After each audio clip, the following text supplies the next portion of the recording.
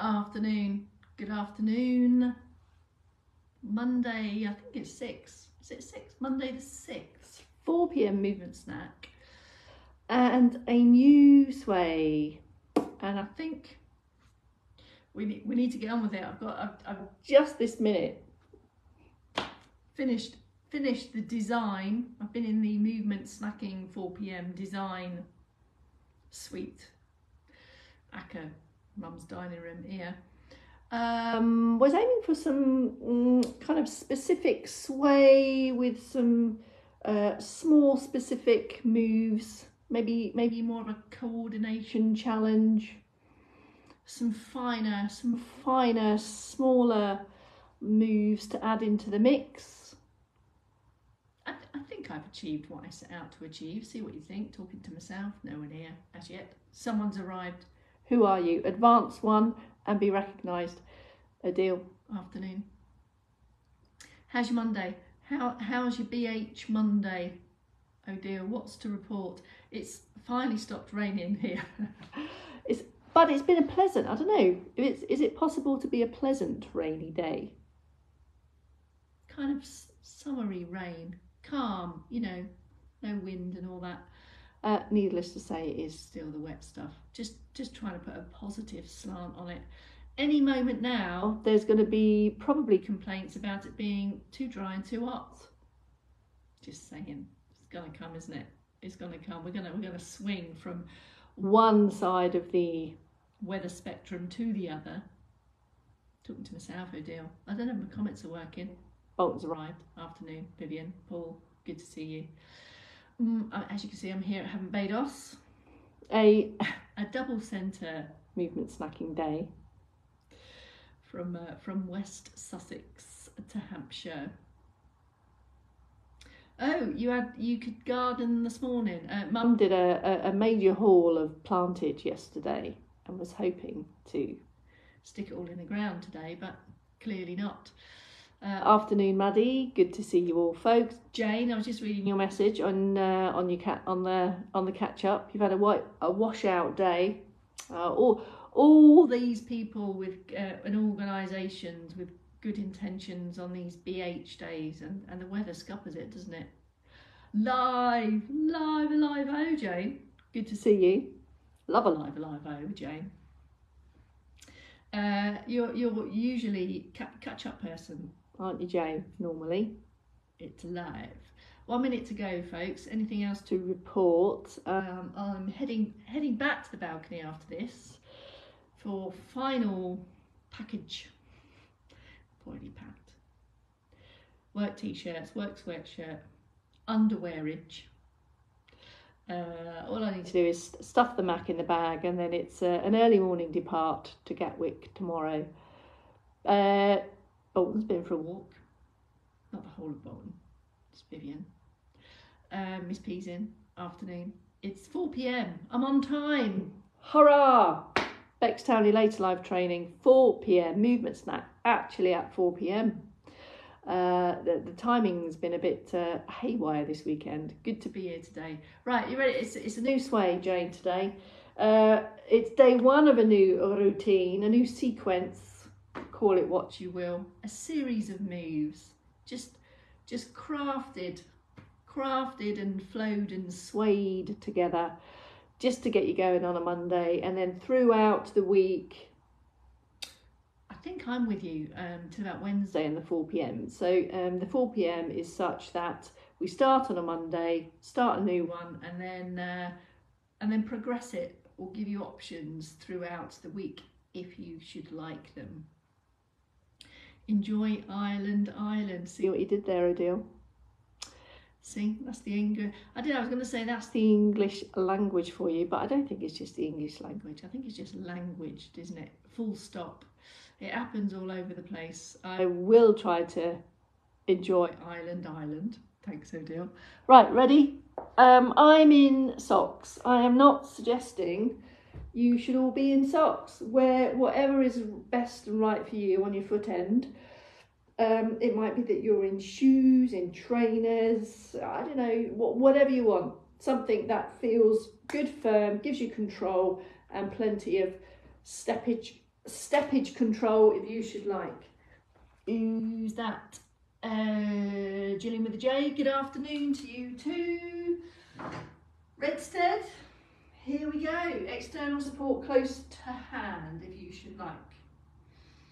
Have it round about hip height, kind of here-ish, slightly to the front is going to offer the best position. That's kind of where your centre of mass is, so that's where a fingertip touch is going to have the most positive effect on stability. Or you might want it to the front of you.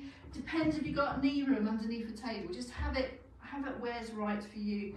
Gap between feet, or you may opt for a seated cert boost. So come into active sit, hip walk forward, lift and lengthen wherever you may be. Start steady, stay steady, and that's it. That's essentially the first get going instructions of the circulation boosting. Have the support if you want it. Feel balanced at the foot end. Keep a gap between the feet. This will offer you better stability. Extra lift and lengthen. So engage, activate throughout this light, controllable, comfortable, but definite tension throughout your centre parts. All the muscles that hold the spine upright. And then pay more attention around the ankles, feet and toes. So here I can keep contact with the floor. This will definitely offer better stability, but can you see the range of motion that I'm still achieving around the feet? And that's as high as the knee gets when my feet are at full range and bend. That's it.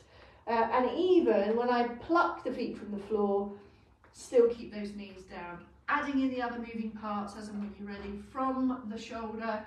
Try and get as much back end squeeze as you can. So you're optimizing, you're making the most of those key landmarks of the body. Plus. You're going to get that. This additional movement, this graded comfortable movement will bring with it a light lift in the heart rate, because all these moving parts and activated parts now need more of the red stuff. That's transporting all of the oxygen stuff and all the other sustenance it contains. Carry on with that, with your sustenance filled cert boost. And it's the same in sit. Sustenance circulation boosting. Oh my goodness. All right, into active sit. If you haven't already, there's the key prompts. We covered hip walking again in the noon today. Bringing the feet back a bit will create better angles for feet. And again, you can go for the leg march without even leaving contact with the floor. This will offer more stability around your pelvis. Hands on the chair if you then want to go for the low lift off. And hit your arms as well. It might be singles, any combination of that. Single arms, left, right, together, doubles, diagonals, all through this extended and lifted position through the trunk.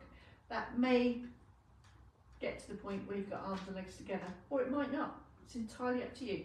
Pick your pace, pick your range, pick your moments where you want to have a pause and a go again. That's it, couple of minutes. You've literally just switched everything on, turned it all ready for more movement, increased blood flow, circulation, better prepared your body for movement. Okay, I'm going to push up to stand. Of course, remain in sit if that's your preference. Here is the new sequence for today. I'm going to take the upper body for arm lineage first, and then add in the legs if you would like. Okay, arms do this. Start with a lift and extend.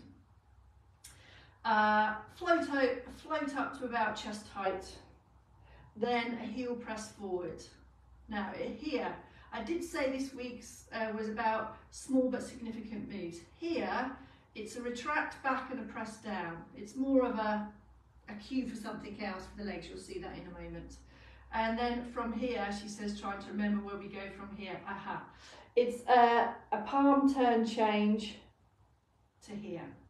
Then watch the shift, hand change, back to base, back to front and down.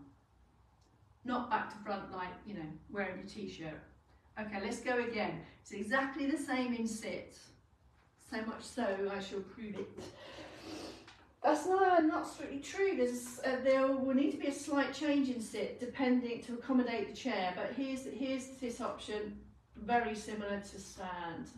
A float up to chest height, then a palm of the hand pressed forward, so you really are working to flex here, flex, flex, flex. Then there's a retract and squeeze of the shoulder blades and a squeeze down, so it's like you're taking the hands from there to there. Press, press, press down. Then there's a palm change, one up, one forwards with a turn. Then can you see my hands? They go switch, switch, back to base and down. When you take this in the chair, on account of probably chair back and kind of chair, you'll need more bend at the elbow than I'm suggesting in stand. So it's kind of there. Switch, switch, back and down. One more time through in stand, and then I'm going to offer you the leg suggestion if you'd like. Ready? Uplift, balanced, get bits off your socks if you need. Weight even across both feet, support close to hand if you should need it, or you want to nudge up to it. All of those things for you to sort. Here we go. It goes float, palms forward, retract back, turn the palms with a turn, switch, switch, back to base and down. All right, here's the legs if you want. What I tend to do here is just practice and rehearse the legs without the arms, just for you to get a sense check on how the balance is today. So take up support. The legs do this without the arms, and then we're going to link them together. The legs go weight shift, heel forwards, a small knee bend, a toe down, a toe off, a toe down, and back to base. Now, you can imagine if you're going to bring the arms into this, or a single arm into this, this is going to be a balance challenge.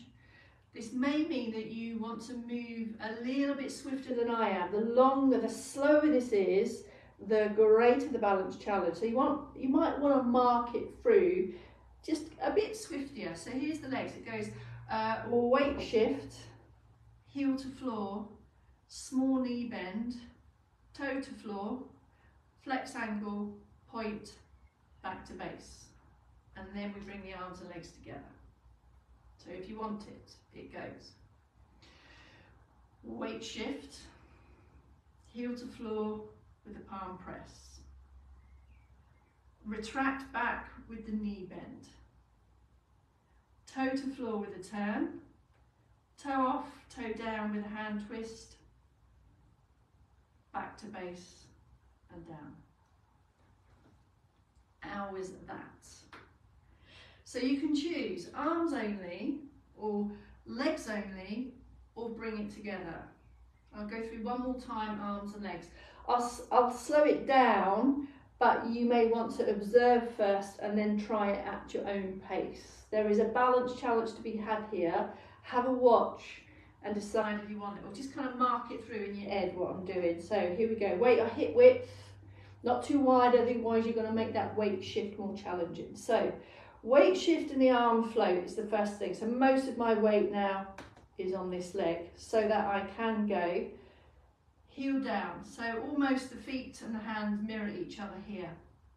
Here's the shoulder roll back and a bit of an extra sit, with an extra load going through there. Then, palm change to toe. So I'm decreasing stability further. There's a hand change and a toe up change, back to base, and then here. So bit by bit, you're actually adding the challenge to this supporting leg. But you don't have to take it all if you don't want to. So then there'll be a change on the other leg, which may mean you will want to shift and change your support to the other side. I'm not quite sure there's benefit in me doing it there. So if it's on the other leg, it's exactly the same. It's the weight shift, the heel strike, the retract back with a bit of a knee bend, the toe and the turn, hand turn, toe off, back to base and down. All right, we'll leave it there for now. It is Monday. That's the first run through. It might be that you just want to run through the arms and just find your flow on that, and then we'll build it across the week. All right, for now, some stretchier positions. I don't want to over egg this one too much. Oh my goodness. Maybe I put a few too many moves in that one. See how you go. Just monitor it. Take the bits that you want. Master one bit at a time, and then you string them together. But for now, some chest stretch position, back to base and release. If you're in a sit position, you may want to utilise the chair by sneaking back, just fingertips around the chair back, and then you can add like one of those things at the front of a ship, bit of a lean there. In this kind of position, you're going to get even more stretch around the front of the shoulders. If you don't want that, don't. Just go for the up and back squeeze here. Significant stretch position, lifting and opening through the chest is going to help with upright postures, which will help with balance. Better going to position shoulders and shoulder blades, which will help with arm movements and get your best ready for, Doris, what you saying? I'm intrigued, Doris, what you're saying. Toes, knees and bumps a daisy, isn't it? Ah, no, I'm the same, Jane. I needed a bit of a wrist. I had a bit of a wristy thing, so I'm still building up on my. I'm okay with range. I haven't quite got load. Still working on the load. So yes, I'm with you on that one, Jane. Right, we've done chest stretch, done that. Back of arm stretch. Check out the position of your own shoulders and shoulder blades. It's significant. Head on top, sit or stand, you choose. I like to put in a couple of moving moves first, ahead of stretchier position. So just feel where you're comfortable to get that back of head, back of body reach there. Head doesn't move. You're aiming for a range of motion of the shoulder that doesn't require compensation in the head or the neck. None of that contorting your head. So wherever you're comfortable to be, this is where it will be. This is where the stretch is best to be. Have an extra squeeze. Can you feel it in the back of the arm? Nothing is changing in your head or your neck. Slowly in and slowly out. Have a breath. Go in again. So creeping up to your natural stopping point, and then maybe use the other hand to give it a rest, basically. So you're not using this arm to push it up. It's literally to give it a rest. And then when you feel you can do a bit more, that arm facilitates the extra bit there. Slowly in and slowly out. Quite going on in the comments today. Something else going on. Are these socks for that toe challenge? I found lots of toe challenges, Odile. So be ready for more toe challenge. Those are not my toes in that video, by the way. I'm still working it out. Right, there's your back of arm stretchier position. Third movement at the top end is the side of the trunk. So you could very simply, without any involvement of shoulders and arms, just lift the distance. If you clock the distance between your rib here and your hip there, and then go stretch. You put in some extra movement and stretch. In order to do that, you're drawing in through the tummy muscles as well. So there's a lot of other stuff going on besides. If you're in stand, maybe have some support, take a wider stance there. Go for the shift or go through back of arm stretch into vertical reach and then reach. So as if you're reaching up there. There's lots of activity going on through the trunk here, through your centre parts. Centre parts, not centre parks. That's a holiday destination I choose to avoid there. And you can generate more or less feeling of stretch and activity in your core muscles, the core muscles in the centre of you. In sit it's the same. There. I talk about an up and an over. It's not a side bend, it's an up, it's a vertical, and then a up and over there. And it's momentary, couple of seconds that arm is up there. And did I say keep breathing? Maintain your usual breathing throughout. Have a complete switch off in between these. Other options for that side stretch is a double arm option, so supporting the arms might work, feel better for you, so you can go for there. Then you can go for your up and over. Just having the arms like this might just give you some extra support. Press the shoulders down, there, and then there. You could also do it on a long arm. Double arm reach, it's going to require more, of course. You can see there the slanty creases in your t-shirt there. I'm only on one knee so that you can get a better view, but you know, there's lots to be had from being down here as well. Anyway, that's the top end: chest, back of arm, upper side, back of thigh. Two leggy stretches now if you want them. Seated option. Shift forward to a position where it's comfortable to extend the leg. Rest the heel on the floor. Bit of a knee bend for comfort, because it's generally not comfortable just to let that leg go. Gravity starts to do its thing on that knee hingy thing there. So just take control there for comfort.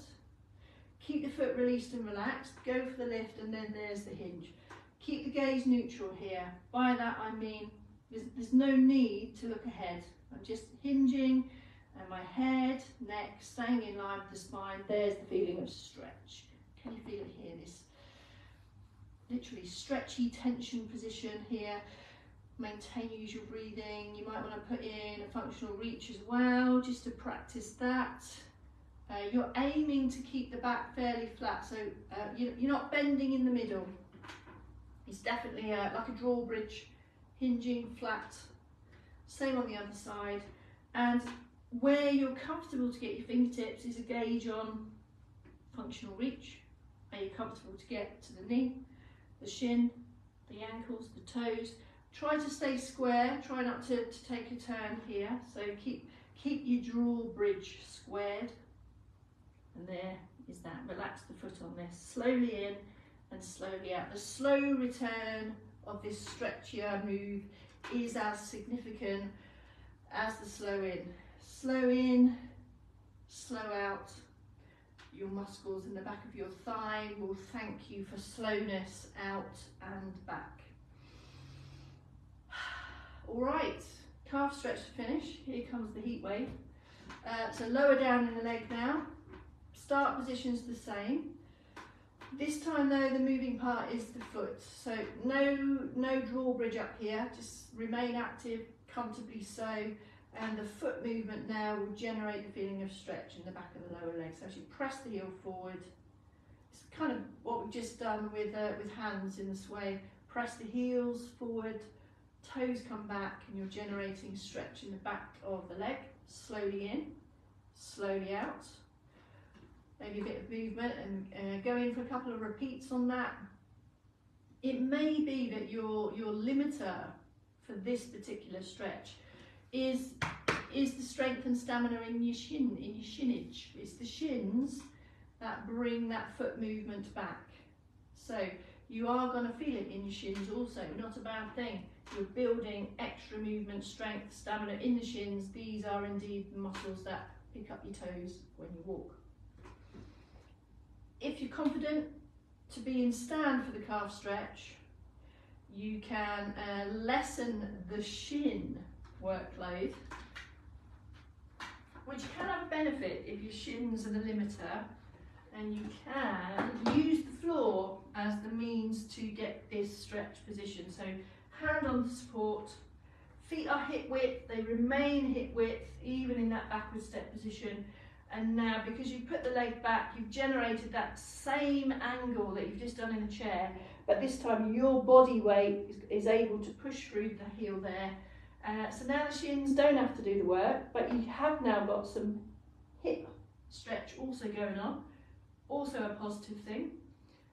Heel comes off and the stretch will ease, disappear. heel goes down and it comes back in again. Have an extra check here, if I come here, that when you take the step back, that your toes are forward facing. How about glancing down at this back foot? Check that that's not out at, you know, 10 past the hour. Everything forward facing is in the best possible position to get the most stretch, and you're going to get a decent stretch here down the front of the hips. Significant for stride length and power moves, getting upstairs, slopes, etc. Use the support to reduce the balance challenge, not aiming to feel a wobble here. So nestle up to the support and then use it to get the best possible stretch. And then anything else you like the feel of, maybe a Bex hug, a couple of those, maybe a few shirt offs, anything you fancy. And you may even want to go for another run through of the sway today, if you fancy. When it gets to that bit, sometimes your foot wants to do the same as your wrists. It's a bit of a brain training one as well, actually, I feel. Right, that's it. That's your 4 PM. I managed to get both in today. Thank you, Miss P. I am away tomorrow, flying to Belfast. All right, Liz, good to see you on here. Thanks to you also. Loved it. Thanks, Maddie. Yes, still loving it after all this time. What was I going to say? I think I might be with you for the 4 tomorrow from across the waters. I think that's the plan. Chaos is with you for the 8 in the noon. Hopefully I'm flying and the flight leaves on time. So I'll see you around about 4 o'clock tomorrow, I think. Happy rest of your holidays, folks, and see you tomorrow. Bye for now.